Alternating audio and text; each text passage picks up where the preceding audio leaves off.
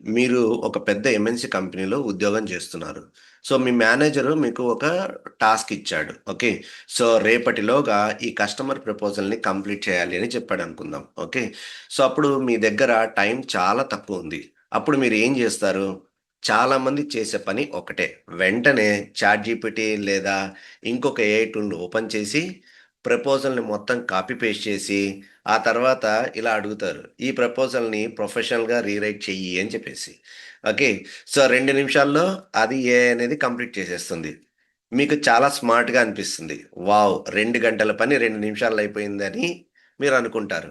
కానీ మీకు తెలియకుండా ఒక కాపీ పేస్ట్ మీ కంపెనీకి కోట్ల రూపాయల నష్టం తీసుకురావచ్చు.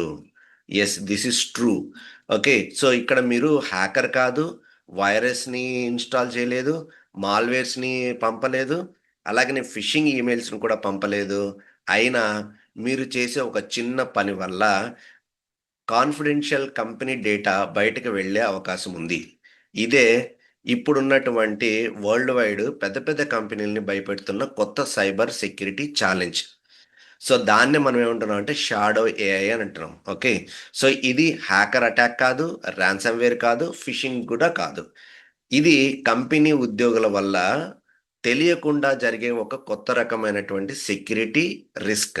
So, shadow AI. Okay. So, ఇది మీ కంపెనీలో దాగి ఉన్న ఒక కొత్త రకమైనటువంటి సైబర్ థ్రెట్. సో, ఇప్పుడున్నటువంటి కరెంట్ ఏఐ టూల్స్ అయినటువంటి చాట్‌జీపీటీ కానీ, జెమినీ కానీ, క్లాడ్ కానీ, కోపైలట్ కానీ, పర్ప్లెక్సిటీ గానీ, గ్రాక్, డీప్‌సీక్ ఇలా చెప్పుకుంటూ పోతే చాలా చాలా ఏఐ టూల్స్ ఉన్నాయి.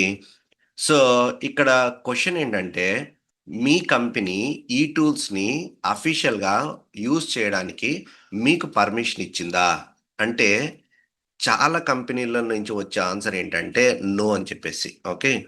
సో, కానీ ఉద్యోగులు మాత్రం దీన్ని చాలా ఫ్రీక్వెంట్‌గా వాడుతున్నారు. ఓకే. సో, ఎప్పుడైతే అన్‌ఆథరైజ్డ్ ఆ టూల్‌ని మీరు వాడితే పర్టిక్యులర్‌లీ ఏఐ టూల్స్‌ని వాడితే దాన్నే మనము సింపుల్‌గా షాడో ఏఐ అని అంటాం. Okay. So, company security teams లేదా ఐటీ టీమ్స్‌కి తెలియకుండా, అప్రూవల్స్ లేకుండా ఏఐ టూల్స్‌ని ఉపయోగించడమే షాడో ఏఐ అంటారు. ఓకే. సో, ఇది తప్పనిసరిగా చాట్‌జీపీటీ మాత్రమే కావాల్సిన పని లేదు. ఓకే. సో, ఏఐ అంటే చాట్‌జీపీటీ అనుకుంటున్నాం గదా! నో. Any tool okay. అది వీడియో జనరేటెడ్ టూల్ అవ్వచ్చు, ఆడియో జనరేటెడ్ అవ్వచ్చు, లేకపోతే ట్రాన్స్‌క్రిప్ట్ టూల్స్ అవ్వచ్చు.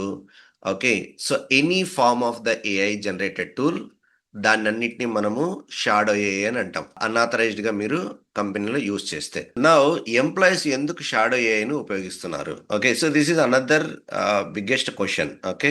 సో, దీనికి ఆన్సర్ ఏంటంటే ఏఐ నిజంగానే ఒక వండర్స్‌ననేది క్రియేట్ చేస్తుంది. ఓకే. సో, ఒక ఈమెయిల్ రాయాలన్నా ఏఐ రాసేస్తుంది. ఒక ప్రెజెంటేషన్ తయారు చేయాలన్నా చేసేస్తుంది. ఎక్సెల్ ఫార్ములా కావాలన్నా ఇన్‌స్టంట్‌గా ఫార్ములాస్‌ని ఇచ్చేస్తుంది. మీటింగ్ సమ్మరీస్ కావాలన్నా ఏఐ తయారు చేస్తుంది. అలాగనే కోడ్ డీబగ్ చేయాలన్నా ఏఐ హెల్ప్‌తో అది చేసేస్తుంది.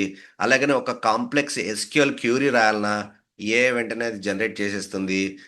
అంటే 3 గంటలు లేదంటే ఎక్కువ టైం పట్టే పనిని అది ఒక 2-3 మినిట్స్‌లో కంప్లీట్ చేస్తుంది. ఓకే. సో, ఇలాంటి పరిస్థితిలో ఎవరు ఏఐని ఉపయోగించకుండా ఉంటారు? ప్రతి ఒక్కరు ఏఐని యూజ్ చేయడానికి ట్రై చేస్తారు గదా! సో, అందుకే షాడో ఏఐకి ఇది బిగ్గెస్ట్ రీజన్. సో, ఇక్కడ ఎంప్లాయీస్‌ది ఏమి చెడ్డ ఉద్దేశ్యం ఉండదు. అంటే లైక్ వాళ్ళకి పర్పస్‌ఫుల్‌గా మన కాన్ఫిడెన్షియల్ డేటాని ఏఐకి ఇవ్వాలన్న ఒక ఇంటెన్షన్ ఉండదు. కానీ వాళ్ళ యొక్క పనిని స్పీడప్ చేయడానికి, లేకపోతే త్వరగా డెలివరబుల్స్‌ని ఫుల్‌ఫిల్ చేయడానికి వాళ్ళు ఈ షాడో ఏఐని ఎక్కువ యూజ్ చేస్తుంటారు. Okay. So, now we will see where is the actual danger lies. Okay. So, ఒక చిన్న ఎగ్జాంపుల్ చూద్దాం. సో, మీరు సాఫ్ట్‌వేర్ డెవలపర్ అనుకుందాం. మీ అప్లికేషన్‌లో ఒక ఎర్రర్ వచ్చింది. 2 రోజులుగా మీరు ఫిక్స్ చేయడానికి ట్రై చేస్తున్నారు. అది చివరకు సోర్స్ కోడ్ మొత్తం కాపీ చేసి చాట్‌జీపీటీ కానీ, లేకపోతే ఇంకొక క్లాడ్ లాంటి టూల్స్‌కి కానీ పేస్ట్ చేసేసి, "ఈ కోడ్‌లో బగ్ ఎక్కడుందో చెప్పు" అని అడిగారనుకుందాం. ఓకే. సో, అది వెంటనే మొత్తం అనలైజ్ చేసి, మీకు ఇమ్మీడియేట్‌గా అది సొల్యూషన్ ఇచ్చేస్తుంది. Okay. So, you feel very happy.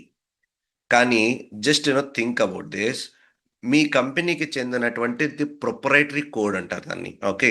So, ఆ ప్రొప్రైటరీ సోర్స్ కోడ్‌ని ఇప్పుడు ఎక్కడ వెళ్ళిందది? మీ ల్యాప్‌టాప్‌లో మాత్రమే ఉందా? లేదా ఏఐ సర్వర్‌కి కూడా వెళ్ళిందా? అది ఎంతకాలం స్టోర్ అవుతుంది? ఎవరైనా దాన్ని రివ్యూ చేస్తున్నారా?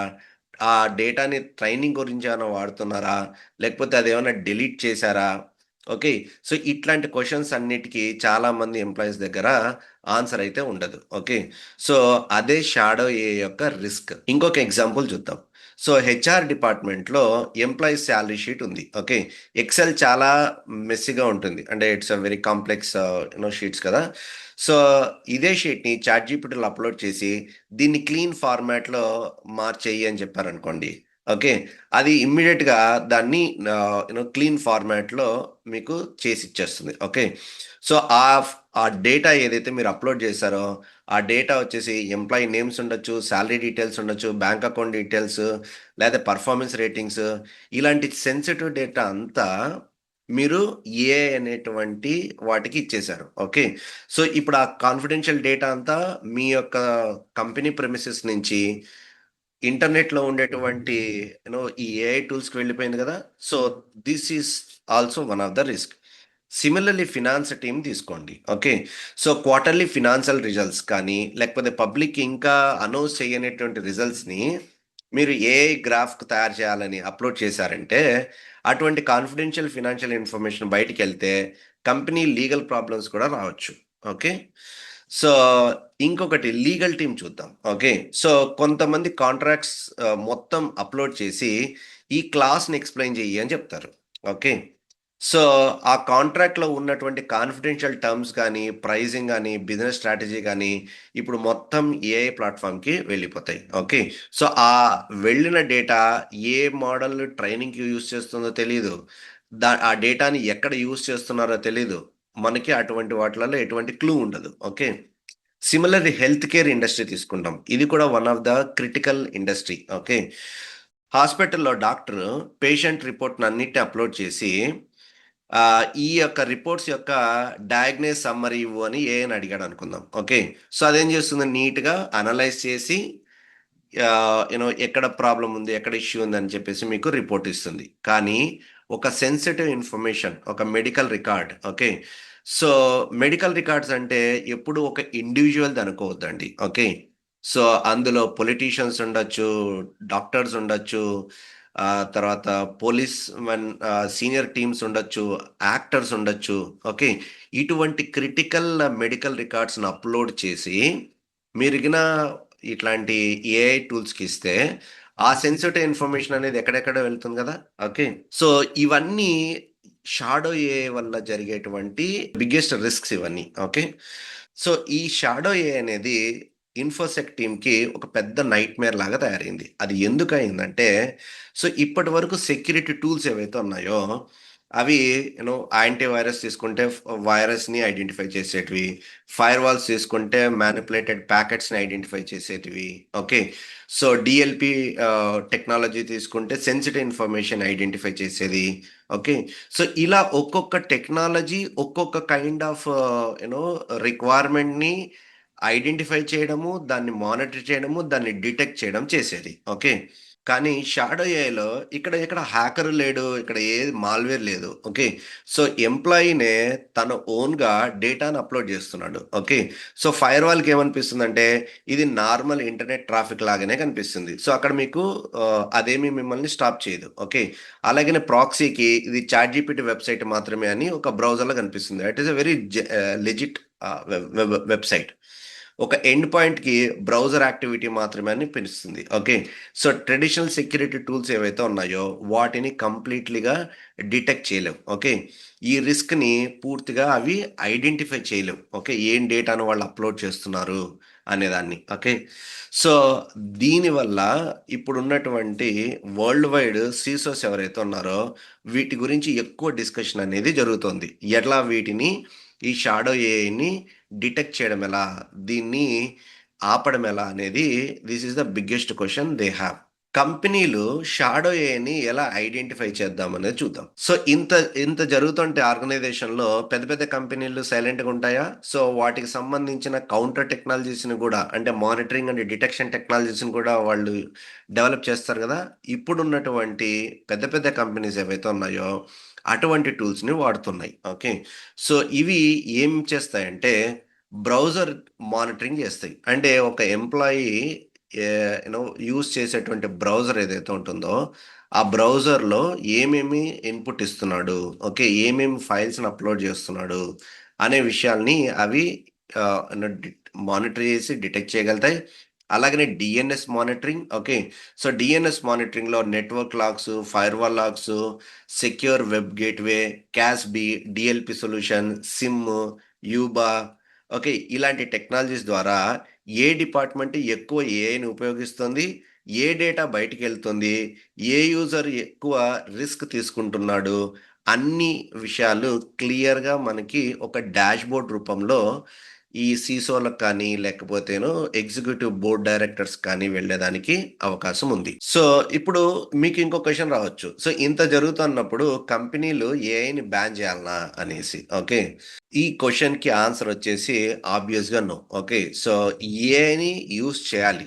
ప్రతి ఒక్క ఎంప్లాయీ యొక్క కేపబిలిటీస్‌ని ఇంప్రూవైజ్ చేయడానికి, వర్క్‌ని స్పీడ్ చేయడానికి, at the same time right deliverables ఇవ్వడానికి మీరు ఏఐని యూజ్ చేయాలి. కానీ షాడో ఏఐని మాత్రం వాడకూడదు. ఓకే. సో, ఇక్కడ కంపెనీస్ ఏం చేస్తున్నాయంటే సెక్యూర్ ఏఐని ఇంట్రొడ్యూస్ చేస్తున్నారు. What is secure AI? Okay. So, example తీసుకుంటే Microsoft Copilot enterprise, ChatGPT enterprise, Gemini enterprise, అలాగనే ప్రైవేట్ ఏఐ మోడల్స్, ఓకే. ఇవన్నీ ఎంటర్ప్రైజ్ సెక్యూరిటీ ఫీచర్స్‌తో వస్తాయి. అంటే కంపెనీ డేటా ట్రైనింగ్‌కి ఉపయోగించరు. ఓకే. ఆడిట్ లాగ్స్ ఉంటాయి ఇందులో. యాక్సెస్ కంట్రోల్స్ ఉంటాయి. అలాగనే డీఎల్‌పీ ఉంటుంది. కంప్లెయన్స్ కూడా ఉంటుంది. అందుకే కంపెనీలు ఏఐని ఆపడం కాదు, సేఫ్‌గా ఉపయోగించడం అనేది ఎంప్లాయీస్‌కి ట్రైనింగ్స్ ఇస్తున్నాయి. సో, ఎంప్లాయీస్ గుర్తుపెట్టుకోవాల్సినటువంటి గోల్డెన్ రూల్స్ ఏంటి చూద్దాం ఇప్పుడు. సో, ఎంప్లాయీస్ ఏఐని యూజ్ చేసేటప్పుడు ఇప్పుడు చెప్పే విషయాల్ని చాలా జాగ్రత్తగా చూసుకొని, ఒకటికి 2 సార్లు ఆలోచించి ఇటువంటి డేటాని ఏఐతో షేర్ చేయాలా లేదా చెక్ చేసుకోండి. ఓకే. సో, అవి ఏంటంటే source code files. Okay. Source code ఫైల్స్‌ని కంప్లీట్‌గా మీరు అప్‌లోడ్ చేయకండి. ఓకే. అలాగనే పాస్వర్డ్స్. ఓకే. అలాగనే API keys, customer databases, employee salary details, financial reports, medical reports, legal contracts, so, internal architecture diagrams, okay. Confidential business strategies, okay. ఇట్లాంటి sensitive information ఏదైతే ఉంటుందో, ఇవి మీరు ఏ ఏఐ టూల్స్‌కి అప్‌లోడ్ చేయొద్దండి. ఓకే. సో, ఒక విషయం గుర్తుపెట్టుకోండి. ఏఐ అనేది చాలా పవర్‌ఫుల్ టూల్. కానీ, మీ కంపెనీ డేటా దానికంటే చాలా పవర్‌ఫుల్. సో, ఒకవేళ మీరు ఏఐని రాంగ్‌గా వాడితే, మీ యొక్క జాబ్స్ పోవడానికి కూడా అవకాశం ఉంది. ఎందుకంటే, అన్‌ఆథరైజ్డ్ టూల్స్ వాడుతున్నారు. At the same time sensitive ఇన్ఫర్మేషన్‌ని, సెన్సిటివ్ డేటాని అన్‌ఆథరైజ్డ్ ఏఐ టూల్స్‌కి మీరు అప్‌లోడ్ చేస్తే, దాన్ని హెచ్ఆర్ వాళ్ళు సీరియస్‌గా తీసుకొని, మీ జాబ్ పోవడానికి కూడా అవకాశం ఉంది. సో, ఈ వీడియో మీకు ఉపయోగపడితే లైక్ చేయండి. సైబర్ సెక్యూరిటీ గురించి ఇలాంటి రియల్ వరల్డ్ వీడియోస్ గురించి ఆద్విక్ సైబర్ ఛానెల్‌ని సబ్స్క్రైబ్ చేయండి. మీరు మీ ఆఫీస్‌లో చాట్‌జీపీటీ లేదా ఏఐ టూల్స్ వాడటానికి పర్మిషన్ ఉందా? లేదా? ఓకే. కింద కామెంట్స్‌లో పెట్టండి. ఓకే. సో, మళ్ళీ ఇంకొక ఇంట్రెస్టింగ్‌గా సైబర్ సెక్యూరిటీ టాపిక్‌తో కలుద్దాం. Thank you.